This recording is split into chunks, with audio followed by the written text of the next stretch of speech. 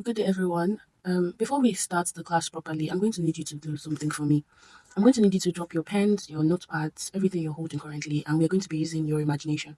I want you to imagine a family, the Davids family. In the Davids family, you have five people. You have Mr. and Mrs. David, and then you have three children. Mr. David is a renowned architect that works for a reputable company, and Mrs. David is an unprofessional chef. What I mean by unprofessional is, even though Miss David can cook, any kind of food. She didn't turn it into something that would make money for her. So she only cooks for her family and her friends. Now, Mr. and Mrs. David, ever since they had their first child, they've always instilled in their children the need to work hard, the need to pursue careers that would bring more money into their account. So financial stability is what they have always preached. They've also always preached about being renowned within the community. So they were encouraging careers like doctors, medical in the medical line, in the engineering line. You understand that kind of vibe now. You see, the first two children actually followed the footsteps that their parents set down. However, the last child decided that he didn't want to follow in that footstep, and then he wanted to become a nail tech. I know some of you might have been thinking music, but decided to give it a little bit of twist. So yeah, the last child decided to be a nail tech. Hmm. Have you ever wondered why some people choose certain career paths while others choose other career paths? Well, today we're going to try to understand how we choose and manage our careers over time, and that is what Cypher 38 is all about. Cypher 38 is the introduction to psychology or vocational behavior, aka vocational psychology. Okay, so I'll be sticking to the slides Dr. Luokere provided, but then we would expand and branch out while we're discussing. So, Cypher 38 is basically a psychology branch that deals with theories on how vocational behaviors progress or develop during the lifespan of someone. It explores the psychological aspects of work, the factors that can influence and affect behaviors within the workspace. And then we have major theories like Holland's personality theory, straight and factor theory, Super's developmental theory, Ginsberg process theory, chance theory, and many more theories. It is actually a lot, but everything will be broken down. You just relax. And I'm sure you have the course outline, but if you do not, here is the course outline. So we have about 9 to 10 topics that we are actually to, oh, I'm sorry, 12 topics that we are to explore in details before the exam period. Before we start, I would want us to understand basic concepts of Cypher 38. There are some key terms that you would see that are going to be very, very common during the course of our discussion. Now, the very first thing that should be discussed is work. Do you think that if I say I am working and that I'm going to my job, or I'm going to work and I'm going to my job, do you think that sentence has the same meaning? What do you think? Well, I think prior to the start of the course, I used to think that it meant the same thing. I mean, I'm going to my job to work could replace I am going to work or I'm going to my job. But at the start of the course, it was explained that work and job have different meanings. Now, the difference between work and job is basically payment. You get paid for one and you don't get paid for the second one. You get paid to have a job, but you don't get paid to work. Working means any physical and mental activity that is directed towards accomplishing a goal. So, if you want to drink water and you pick up the bottle and you put it in your mouth, you already worked.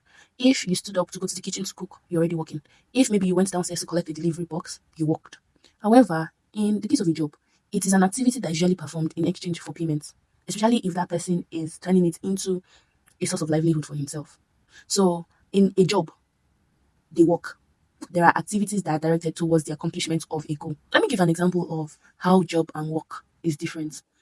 Now, let's say Mrs. David. You know, I said Mrs. David is an unprofessional chef.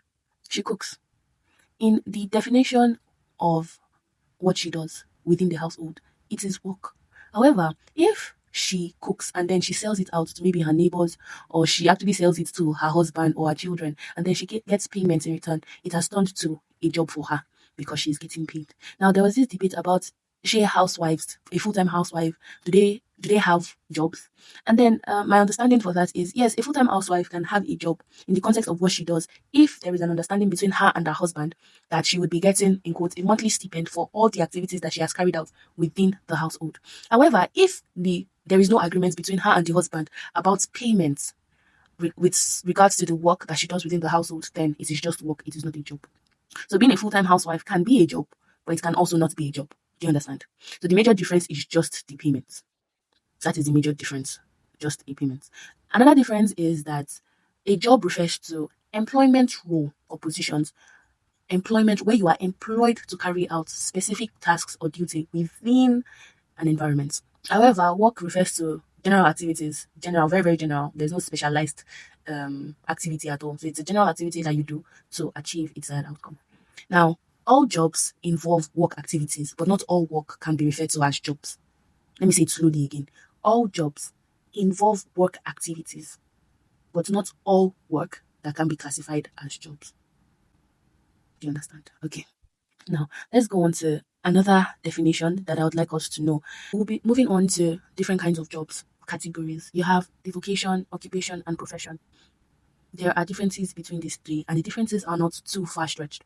For vocation, a vocation is the natural tendency that a person has towards a specific trade, industry, business, or anything. So the textbook definition that was given is a vocation is an inclination to undertake a certain kind of work, often in response to perceived summons or calling. You know, I said what we're going to be doing in this class is to be breaking it down into simpler bits. Now, the first part is a vocation is an inclination, a natural tendency. What comes naturally to the individual? Or maybe the person likes to help people, okay? He doesn't see it as stress when they tell him to come all the way to Badagry to help an old woman. He likes it. Or if it is that he or if it is that he likes when anytime he sees bolts and nuts on the floor, he picks it and he's trying to make something. Or somebody just finds it really, really natural or really, really easy to sew a cloth or to patch a cloth. Those are natural tendencies that people can have. Now, continue the definition. It says to undertake a certain kind of work. All this, we already know what work is. We're trying to achieve its desired outcome. So the fact that you have a natural tendency to accomplish a task, the person that is sewing clothes, that has the natural tendency that anytime she's sewing clothes, she feels relaxed. She likes it. She loves it. It is something that she does to pass time. It is something that doesn't stress her out at all. She is undertaking a certain kind of work because it doesn't stress her, because she feels like at that point in time, it is what she was meant to do. Someone that sings, that becomes an artist, or no, someone that just sings naturally, that likes to sing, regardless of if the person has been signed up to a label or anything. The person, anywhere the person goes, the person is always singing because it comes naturally. That is what the fiction is. That is what the fiction is. The individual's ability to think or reason that he or she is going to be suitable for that particular career, for that particular job, for that particular role. That is what the vocation is. So when you hear vocation, just think natural, inbuilt talent. That's expo. Don't mention. So now another kind of job would be occupation. When you're talking about occupation, think occupied. What the person is doing to keep himself busy. Now, if whatever you're picking to become busy, to be busy in this world, especially in this economy, you have to get paid. You cannot be keeping yourself busy all the time and you're not getting paid. I mean, you can have it all. So when you're thinking occupation is the principal business of one's life. It is usually the most important work that an individual is doing. And it is the work that the person is using to earn money that he is using to survive in an economy. That is why the textbook definition says an occupation is the principal business of one's life, the principal work by which a person earns his or her livelihood. Let me give an example. There is someone, his name is Dele. From small, he's always liked to paint. He likes mixing colors. And as he grew older, he decided to do the painting job. But the thing is, he realized that painting might not necessarily make him as much money as a 9 to 5 would. So he decided that, okay, he was going to have a painting business on one end and do a 9 to 5. So from Monday to Fridays, he goes to the 9 to 5 and he earns money from that. And then on Saturday and Sunday, he does his painting job. He gets contract job. Now, in the scenario of delay, when you are analyzing the occupation, which exactly is occupation and which exactly is his vocation. The 9 to 5 would be his occupation. The reason being that it is the principal way that Dele is using to earn his livelihood, while the vocation is kind of like an add-on. He's earning from the vocational work. And that's what you need to note. Vocation and occupation, in fact, vocation, occupation, profession, you're getting paid. Remember that it is under job categories. And we have defined job as something that you do and then you get paid. Remember that. So for vocation, you're getting paid. So in the case of Dele, his 9 to 5 is the occupation, and then the painting job, even though it is earning money just because he's doing it, but it is not his main work, it becomes a vocation because he has that natural calling. So it is very important. Now, what is a profession? A profession basically means that the person is working, the person is getting paid, but then the person received extra training, a special kind of training before maybe applying to a particular role within the career path or during his stay at that particular role. So basically, Textbook definitions is a profession means an occupation that requires specialized knowledge and training to supply skilled service or advice to others for a certain fee or salary. Now, let's understand this. A profession is an occupation.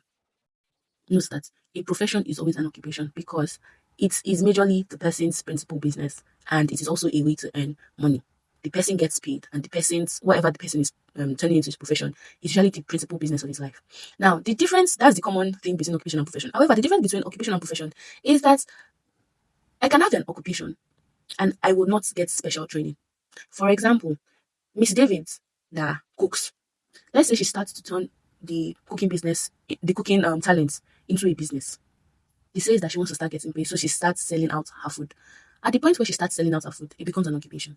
But the point where Mrs. David starts to attend classes on maybe social media marketing, maybe branding, how to sell, how to reach people, at that point in time, what she's doing can be termed as a profession because she is receiving specialized knowledge and training so that she can supply a service to other people in exchange for money.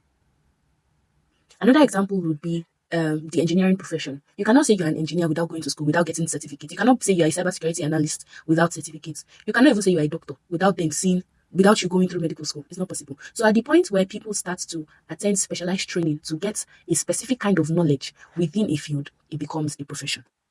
Both occupation and profession can fall under two categories. It can fall under paid employment and self-employment. Now, paid employment is usually the one that is referred to as a job. It is the one, in fact, self-employment too can be a job if the person is getting paid. So paid employment is the one where you're working for someone else, and self-employment is basically that you're working for yourself. I would like us to also discuss what vocational behavior is because we are doing vocational psychology and we're not supposed to understand exactly what this course is about. Well, vocational behavior, how I like to approach things is to break it down. I told you. Now, for us to understand or for us to be able to come up with the definition for vocational behavior, let us split the word into two. We already know what vocation is. Vocation is an inclination to undertake a specific kind of work. So basically, when you're talking about vocation, you're talking about work, talking about natural work. And then you now have behavior. Behavior refers to how people think, feel, and act in certain situations. So when you join both words together, you can basically say that vocational behavior is a term that is used to describe how individuals think, feel, and act when they are choosing and adjusting to an occupation. Do you understand? It is a term, vocational behavior is a term that is used to see how people think, feel, and act when choosing and adjusting to an occupation. For example, let's say somebody is a secondary school student is deciding where or what he wants to do when he's going to the university. The process of thinking or the process of feeling like, oh, I want to study nursing, the process of thinking, and then his action towards achieving that goal that he has set for himself of, I want to become a nurse, can be described as vocational behavior. So at that point, that individual, that child in secondary school is considering his strengths, his interests, and his future goals at that point. Now, another thing we need to understand is vocational psychology. Like I say, break it down. What is psychology? Psychology is the study of people's behavior. So when you do vocation now, that's work, vocation work. I'm using vocation as work in the lamest, is that a word? But like in layman's terms. Now, vocational psychology is, when you join it together, is the study of work or career-based behaviors and developments across a person's lifespan. So you're basically studying how someone behaves within a career. Maybe the person is changing careers or the person is sticking to one career or things like that. So you're basically exploring the career-based or the work-based behaviors and how it grows or develops, how it progresses within a person's lifespan. It is that part of psychology that focuses on understanding how people select and then manage their careers. I want us to know that vocational psychology is actually applied because vocational counselors are able to advise and guide individuals on the professions that match their abilities and interests. So it is something that is not theoretical, it is actually applied. So we have spoken, just a quick revision. We have been able to see what work means, what job means, what vocation means, occupation, profession, vocational behavior, and then vocational psychology mean. I'll give you a quick minute or 2 minutes to see if you can refresh your head or if you know what these individual words mean. Is it making sense in your head? Are you able to come up with definitions for each term? If you have any questions, I think this would be on YouTube, so you guys can put your questions down in the comment section. When you put it down, it will be replied to and answered at the appropriate time. So now, there is something that we also need to talk about. We're talking about job, we're talking about work, we're talking about vocational psychology and behavior. There is another term that is very important, and that term is career. When you hear the word career, what comes to your head? Well, for me, the first thing that comes to my head is somebody's profession. That's what comes to my head. Like the person has actually dedicated his time to say he wants to build on a certain field or in a certain field. And we can all have different meanings for what career is. But let us explore the four definitions that was given in the slide. The first definition says that a career is the path you embark upon to fulfill your professional goals and ambition. Now, for everything, when someone decides that they want to be a doctor, they unconsciously or consciously set out a path for themselves. That, oh, okay, in secondary school, I would do my best to get all A's so that my entry into university would be smooth and seamless. Okay, when I apply, I will do my UTME and I will try to get 30-30. Then, when I actually enter the university and then I'm studying medicine, I'll do my best to always pass. And I have to be consistent so that I can actually get my degree. That part that was laid down for that individual in achieving his end goal and also in building what he has chosen to do can be described as a career. It is the path you embark upon to fulfill your professional goals and ambition. All the certifications that you need, all the degrees that you need, maybe the master's, the PhD. So far, you are pursuing it and you decided to accomplish all these tasks, all these to-do lists. It can be classified as a career. Another definition is that a career is an occupation undertaken for a significant period of an individual's life. Now, when I read this, when I scanned through it, what came to my head was that significant period is subjective to each individual. My 3 years is not your 3 years. My 10 years is not your 10 years. Some people might feel like 3 years is actually significant enough in their career because maybe due to some reasons they might feel like if they had switched careers, they would have been doing better. But then they remain stagnant in one career for 3 years, the whole 3 years. So that 3 years might be significant in their heads. And then some other people might have the mindset that, well, the 3 years was just a learning curve. I understood that, yes, maybe I might have to switch career or anything. But the point is that if an individual is having a certain kind of principal work at a certain point of time for, in the person's subjective experience, for a long period of time, it can be referred to as career. So somebody might be in the banking sector, might have been in the banking sector for 5 years. At that point in time, 5 years is a significant period within that person. And at that point, you can say he is pursuing a career within the banking sector. Do you understand? Does it make sense? So a career can be an occupation undertaken for a significant period of a person's life. Now, another definition is that it is a long-term endeavor that is open to development and progress. Long-term endeavor. You see that word, long-term endeavor, very important, very key. If you're defining career, yes, you have to reflect how long or how the time frame of career. Careers are long-term, they have long-term goals. So now, a career is a long-term endeavor that is open to development and progress. If you say you want to be a doctor, yes, my dear, you have to have the mentality or the mindset that yes, you have to progress, you have to develop. And how can you develop? You can develop by maybe meeting up with people that you know that are better than you. You can develop by taking on extra courses, maybe something that is not even within the medical course that you're taking, but something just to build your own knowledge, and so that when you go out there, you're able to say, yes, I know it, and yes, it's people see you and then people say, yes, you're a professional. Oh my god, I like that. Exactly. So it's a long-term endeavor that is usually open to the growth mindset. You are adding on, you are building that profession that you have chosen. Another definition is a series of jobs that you do during your working life and the progresses made through the knowledge, skills, and competencies developed over the years. Now, this is just English because most of these definitions are interlinked. They have similar meanings when you think about it in the grand scheme. Now, the fourth one is basically telling you that an individual can have several careers within his lifespan. What does this mean? Let's say an individual started working at the age of 18, and when the person started working, okay, let's give her a name to make it more relatable. Let's say Demilade. Demilade at the age of 18 started working as a social media content strategist. She worked every job that she took contributed to her experience as a social media content strategist, and she kept on working in this job role stroke career for a total of 5 years. However, in the beginning of the 6th year, she decided that she didn't want to be a social media content strategist anymore, and she decided to enter tech. And the tech that she entered was software development. Now, the point at which she decided to enter tech, she has, in quotes, changed careers. Because tech and social media, even though they're somewhat related, are different. They have different job roles. They have different work activities in them, different job content. So now she has switched to becoming a software developer. She's learning software development now. Now, from learning, she starts getting jobs in software development. She has switched her career to being a software developer. Let's say after a while, she decides that software developing is too hard, that let me switch to the kitchen. At least I know how to cook. Let me go and start cooking and start selling. Maybe because she finds herself within an environment where there is a need for food. And then she starts doing that. Do you know that Demilade has changed careers 3 times or 2 times? Because she first started out as a content strategist. Then she changed to the tech career before changing now to the culinary career, the culinary industry. So someone can have several careers within their lifespan. So that's why that fourth definition says it is the series of jobs that an individual does during the working life and the progresses that are made through knowledge, skills, competencies. Now, in social media, obviously, she learns other things that can boost her credibility as a social media content strategist. She gained experience, she gained knowledge, and she became competent in that social media job role, that social media career. When she switched to tech too, she gained knowledge, she gained skill, she gained experience, she became competent. And that is the same thing that would happen in the culinary industry as she has entered it. So you have to take note of these definitions and most likely pick the one that resonates more with you. When you understand it, I think you're going to be able to give your own definition that is also still in line with how a career should be defined. Now, the difference between job and career is simple.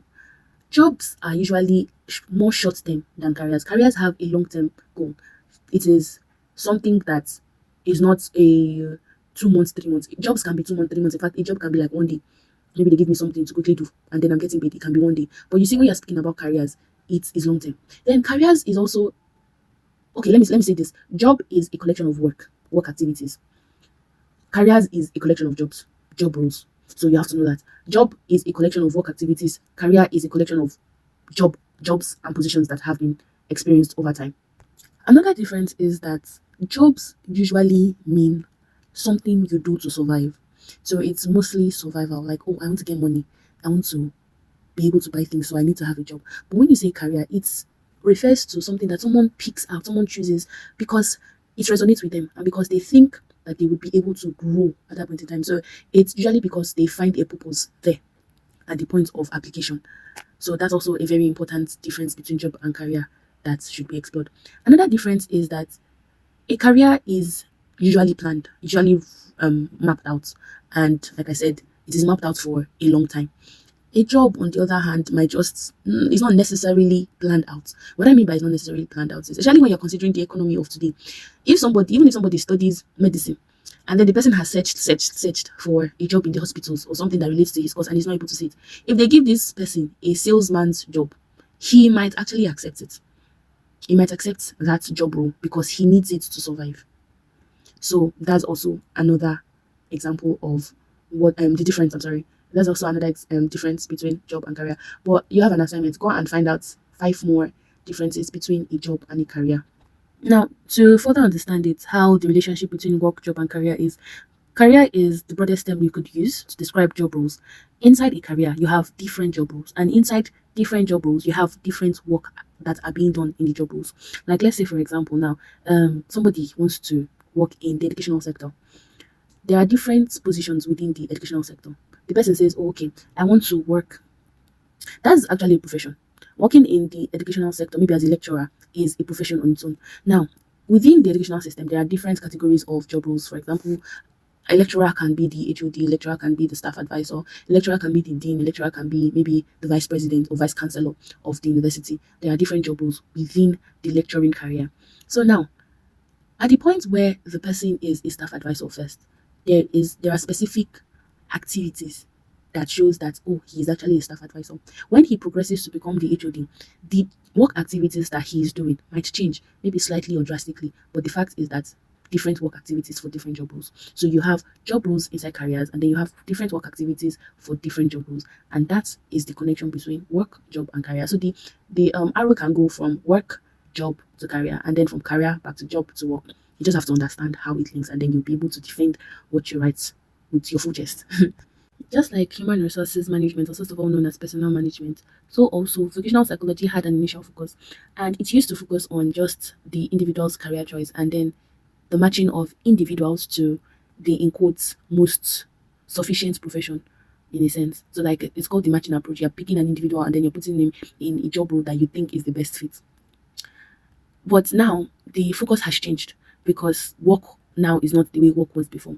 So more areas have been explored with vocational psychology. We are able to better explore how the possibility of career success and well-being, how we can increase employability, how to be proactive and self-manage your career, and also social occupational context. So there are several other focus areas, but these are the ones that have been highlighted within the slide. Don't worry, as we keep on speaking, we are going to explore more and more. Now, quick revision. The revision that I would like us to do is in this slide currently being displayed. The key points to note and the takeaway is that number one, The definition for work. It is any mental or physical activity that is performed to achieve a desired result. Now, a work becomes job if the payment is involved, if it is performed in exchange for payment. A job becomes a vocation. You know, I call the types of job. Yes, a job becomes a vocation if it is a paid position for which there is a natural calling. And then you can also say that a vocation can be a job if the person is being paid. You have to note that a vocation can be a job if the person is being paid, but it would only be a vocation in the sense that it is natural. It comes naturally to that person. It is something that the person doesn't find difficult at all. The person relates on a greater scale to the job that he's doing. A job is an occupation if it is the main source of livelihood for which the individual is known. So an individual can have an occupation and can also have a vocation. So occupation in the sense of, oh, remember the painter's experience that I used, the painter's example that I used. The person had a vocation or the person had a natural calling towards painting. As at the time the person started painting and started getting work, it became an occupation.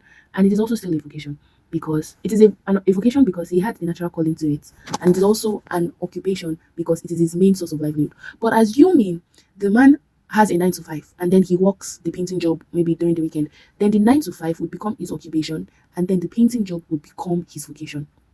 I hope you're not confused at this point. Like I said, if you have any questions, just drop them in the comment section, or if you have my number, you can send me a message, or in fact, you can hit Stamina up. So now, another thing you should note is that a job is first of all an occupation and then a profession if there is a requirement for specialized training and study. And the last thing you need to note is all professions are occupations, but not all occupations are professions. So first of all, a job has to be an occupation first before it becomes a profession. And in turn, all professions are said to be occupations. Professions are occupations with training. So it's like P is equals to O plus T. Professions is equals to occupation with training. That's what it means, formula. But it is not all occupations that are professions. Keep that in mind. Not all occupations need specialized training. So now let us actually go to the class activity that is included in this slide.